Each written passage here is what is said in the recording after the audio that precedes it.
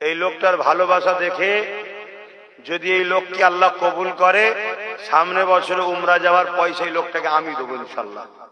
ইনি উমরা যাওয়ার নিয়ত করেছিল, গরিব মানুষ, পয়সা নেই, কিন্তু নবীর মাদ্রাসায় যাওয়া, নবীর দেশে যাওয়ার মতো গোটা 20,000 টাকা হয়তো জড়ো হয়েছে। বলছে আমার তো পয়সা নেই, যেতে পারবো না, আমি নবীর ঘরে 20,000 টাকা দিয়ে দিচ্ছি।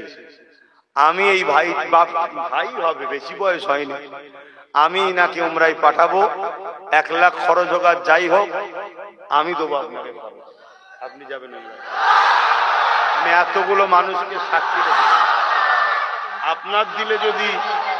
আপনার দিলে যদি নবীর মাদ্রাসার জন্য এই প্রেম থাকতে পারে, আপনার মতো লোককে উমরায় পাঠালে আমি নিজে যাওয়ার থেকে মনে হয় নবী বেশি আমার উপরে খুশি হবে।